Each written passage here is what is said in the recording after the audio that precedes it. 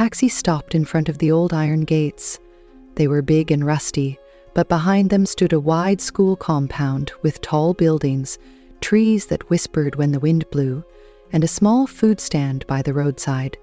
The smell of fried yams and spicy stew floated through the air. It made Grace's stomach growl. She had been in the car for hours. The driver lifted her purple trunk and dropped it on the ground with a loud thud. Grace looked around. She was finally here. Crowbow Hills Boarding School, just outside Cape Coast. Her mother told her the school was the best. Her father said it would turn her into a lady, but no one said anything about how creepy it looked. "Hey," someone whispered behind her. A short girl with big eyes was standing there. "Are you the new girl?" she asked. Grace nodded. "Then listen to me," the girl said, stepping closer.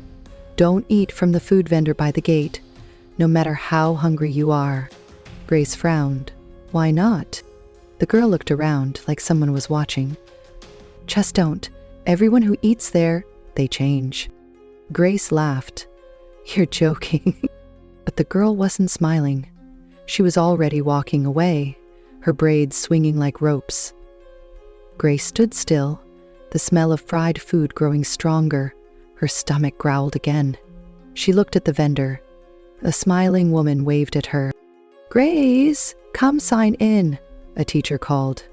Grace turned and walked through the gates, but she looked back once more. The vendor was still smiling. The girl with the big eyes was gone. And her purple trunk? It had rolled 2 inches toward the gate, but no one had touched it. And just like that, the story had begun. Grace followed the teacher into the main hall. Her shoes made soft sounds on the old floor. All around her, girls in blue and white uniforms looked up and stared. Some smiled, some whispered, a few just stared too long. Grace smiled back, trying not to look nervous. "You'll be in dorm B," said the teacher, who had kind eyes but walked fast. "Ella will show you around. She's your dorm prefect." "Okay," Grace said, gripping her purple trunk tightly. When they reached dorm B, a tall girl with neat cornrows stood at the door. "You must be Grace," she said. "I'm Ella. Come, I'll help you settle in." Grace felt a little better. Ella had a strong voice and a kind smile. She showed Grace her bunk, her locker, and where to hang her towel. Other girls came to greet her too, but none stayed long. Everyone seemed in a hurry that first night. Later, when the lights went off and the dorm got quiet, Grace whispered, "Ella, do you know the food vendor by the gate?" Ella didn't answer at first. Then she whispered back, "Yes." "Is it true? What did that girl say?" Ella turned in her bed. "Who warned you? A girl? Small, with big eyes. I don't know her name." Ella sat up slowly. Moonlight touched her face. "You saw Etwova?" Grace blinked. "Is that her name?" Ella didn't speak. Her eyes were wide now. "Edwola left this school last term. Her parents took her away. But she was just here." Ella got out of bed and walked to the window. She looked out, then whispered, "Don't eat from that woman, Grace. Promise me." "I promise," Grace said. But outside the window, the food vendor stood by her stall. She wasn't cooking. She was just watching. And when the moonlight hit her face, she winked. The next morning, the school bell rang loud and sharp. Grace jumped out of bed, half dreaming about the woman by the gate. She couldn't forget that wink. It wasn't just a friendly wink. It felt like the kind of wink a spider gives before you walk into its web. She shook the thought off and followed Ella to the assembly grounds. Girls in lines, teachers in front, and the headmistress standing tall on a small stage. Her voice was firm, but Grace couldn't focus. Her stomach growled again. Breakfast was far away, and her mind kept drifting to the gate, to the food, to that sweet smell. "Stop staring," Ella whispered beside her. "I wasn't." "You were," Ella said, not looking at her. "Everyone stares, everyone smells it. That's how it starts. Grace looked down. She didn't want to admit it, but something about that vendor's stew made her mouth water more than anything in the dining hall. After assembly, the girls rushed to class. Grace met more students, and even a boy during science. His name was Kojo. He had a soft voice, and his eyes sparkled like he knew secrets. Grace liked him right away. "You're the new girl, right?" he asked. She nodded. "I'm Grace." "I'm Kojo. Be careful around here. Not everything is what it seems." Grace smiled. "Are you talking about the food vendor?" Kojo raised his eyebrows. "So you've smelled it too?" "Everyone has," Grace said. Kojo leaned closer. "My father is a traditional priest. He says some smells are not smells, they are traps." That night, Grace stayed away from the gate. But the smell still came through the air, through the cracks, into her dreams. And in her dream, she stood at the gate, plate in hand. The woman smiled, lifted a spoon, and said, "Just one taste." Grace woke up hungry. Too hungry. Grace tried to ignore the dream. She told herself it was just hunger and fear mixing. But when she woke up, her stomach felt like it was folding in on itself. The dining hall served soft rice and watery stew. Grace forced a few spoonfuls down, but it tasted like paper. Ella watched her the whole time. "Eat more," she said. "It's not great, but it's food." Grace nodded but couldn't. Her mind kept wandering to the smell from outside the gate. It wasn't fair. Why did that food smell better than anything inside the school? Why did it whisper to her every time she walked past? At lunch, it was worse. The vendor had added fried plantain. Grace could smell it from the sign slab. The spicy oil, the hot peppers, the golden edges of sweet plantain. It danced into her nose and made her dizzy. Ella saw her stop by the window and frowned. "Don't do it," Ella said, like she could read her mind.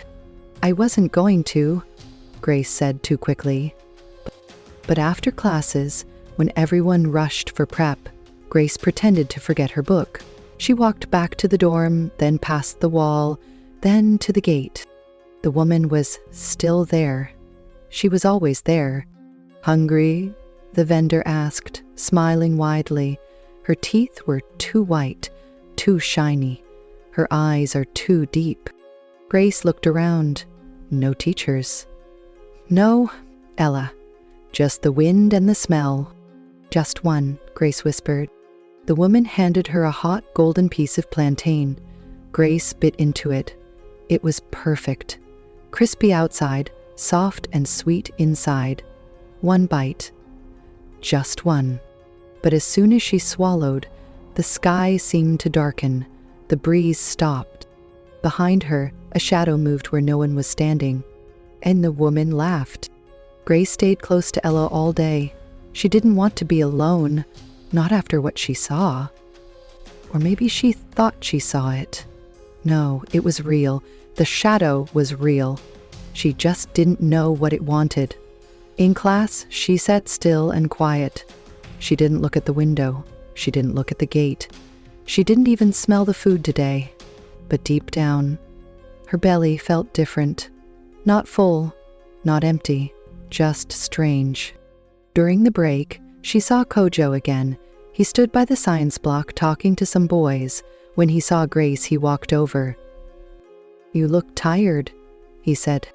"I didn't sleep," she said. "Did you eat it?" he asked. Grace looked at him. "Only one bite." Kojo nodded. "That's enough." She looked around. "Kojo, something followed me. I saw a shadow. It wasn't normal." He was quiet for a moment. Then he said, "My father told me stories. Some people don't eat food. They eat time. They eat light. They eat a person's future." Grace stared. "You think that's what she does?" "I think she trades food for destiny," Kojo said. "That's why her skin is smooth. That's why she never gets old." Grace's hands felt cold. "But how does it stop?" Kojo looked serious now. "You have to take it back." You have to break the link. He looked at her carefully. You'll need help. You can't face her alone. Just then, the school bell rang again. Grace looked at the gate. The vendor was there, still smiling.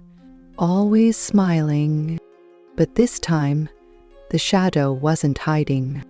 It was standing right beside her. That afternoon, Grace tried to stay busy. She cleaned her locker. She read the same page of her textbook 10 times. She even helped Ella sweep the dorm floor. But her eyes kept drifting toward the window, toward the gate. Ella noticed. "Don't look too long," she warned. Grace blinked. "What?" "Don't look at her too long. That's how she pulls you in again." Grace sat down on her bed.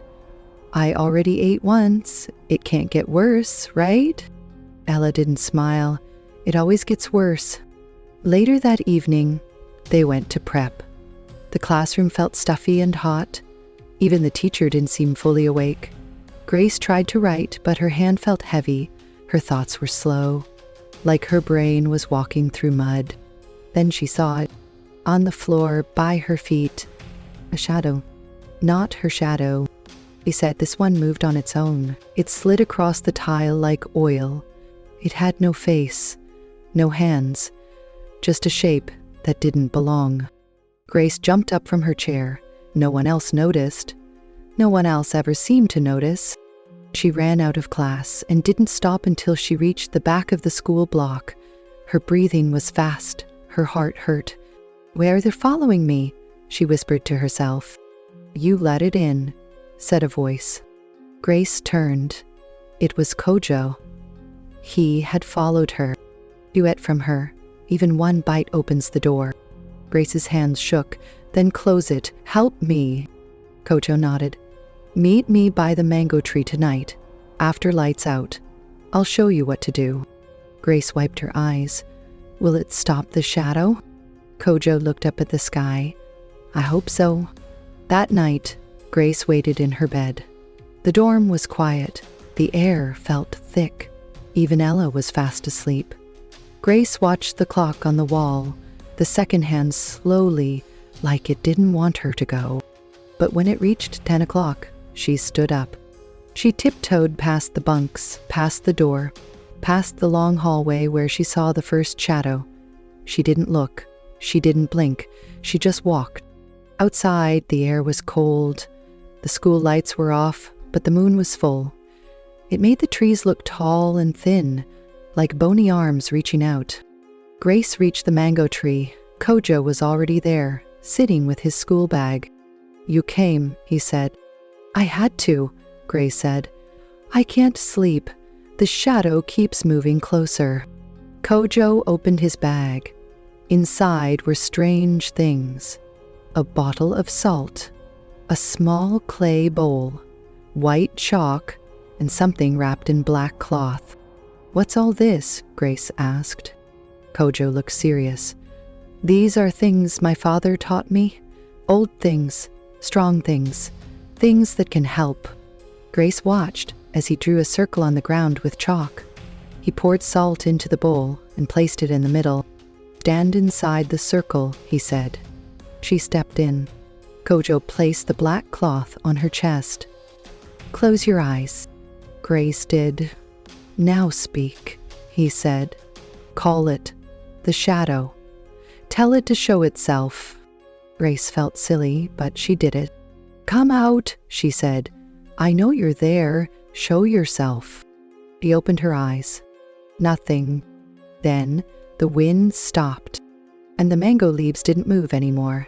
Behind Kojo, the shadow stood, taller than before, watching her, waiting. It had come. Grace froze. The shadow was standing right behind Kojo, but he didn't move. Maybe he didn't see it. Maybe only she could see it now. "Ijel," she whispered. "It's here." Invigorated. He didn't turn. "Don't step out of the circle," he said, "no matter what." The shadow didn't walk. It slid across the ground, slow and smooth, like smoke without fire. It had no face, but somehow it was looking straight at Grace. Kojo held up the salt bowl. "Say your name," he told her. Grace was shaking. "Grace, say what you lost." She took a deep breath. "I lost my peace, my sleep, my light." Kojo threw a pinch of salt at the shadow. It stopped. For a second, everything was still. Then the shadow hissed. The trees shook. The ground felt colder. Kojo reached into his bag again and took out something shiny. It was a small mirror. "Hold this," he said, passing it to Grace. "Show it the truth." Grace held up the mirror with both hands. Her fingers were cold, but she didn't let go. The shadow moved. It stretched taller. Then something strange happened. In the mirror, it had a face. Her face. Grace dropped the mirror. "What was that?" she cried. Kojo looked scared for the first time. "It's not just a shadow. It's the part of you she took." "The vendor?" Grace asked. "Yes," Kojo said. "She takes your light, your smile, your dreams. That's why you've been feeling empty." Grace looked down at the broken mirror. "But if that's me, can I get it back?" Kojo nodded slowly. "Yes, but only if you're brave enough to face her." Grace wiped her face. "Then let's end this." The next morning, Grace didn't talk much. She didn't tell Ella about the shadow at the mango tree. She didn't tell anyone about the face in the mirror. But something inside her had changed. She wasn't just scared anymore. She was angry.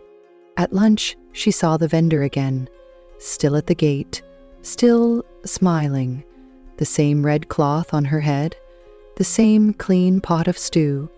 But now, Grace knew what was hiding behind that smile. Kojo met her by the water tank. "Are you sure?" he asked. Grace nodded. "I need to speak to her. Not run, not hide." Kojo gave her something small, another mirror, but this one wasn't broken. "She hides behind beauty," he said. "Use this. Let her see what she is." Grace held the mirror tightly and walked to the gate. The vendor's smile grew wider. "Back for more?" she asked sweetly.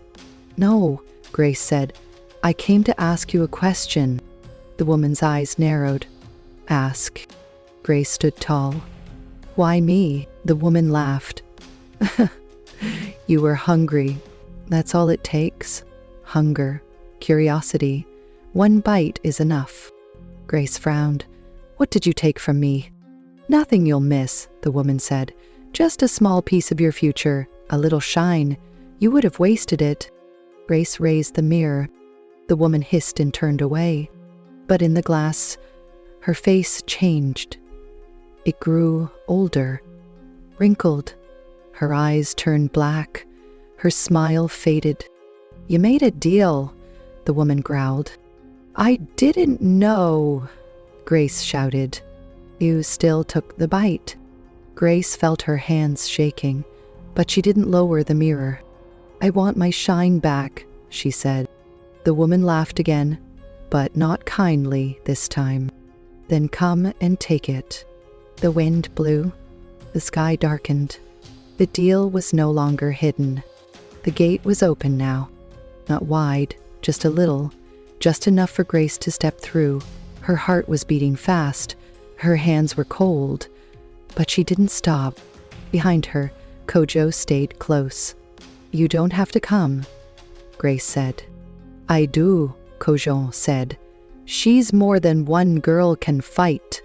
The vendor stood by her food table, but now everything looked different.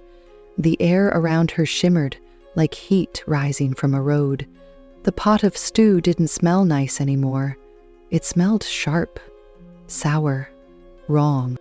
"You crossed the line," the vendor said. "Most students never do." "I want back what you took," Grace said. The woman laughed. "So bold. But it's not that simple." Kojo stepped forward. "Then tell us how." The vendor pointed to a small wooden stool beside her. "Sit. If you want your shine back, you must play the game." Grace looked at the stool. It looked normal, plain, but her legs felt heavy as she walked toward it. She sat. The vendor brought out 3 covered bowls. All looked the same, red cloth on top. She placed them on the table in front of Grace. "Only one has your shine," she said. "Pick right, and it's yours. Pick wrong, and I keep the rest of you." Grace looked at Kojo. He gave a small nod. She reached out, but her hand shook. "Wait," Kojo said. "Ask her what the other bowls hold." The vendor smiled slowly. "Good question. One bowl holds your shine, one holds your voice, one holds your memory." Grace pulled her hand back. "If you guess wrong, you'll forget who you are," the woman said. Grace took a deep breath. The bowls didn't move, the clothes didn't twitch, but her future sat under one of them. She had to choose.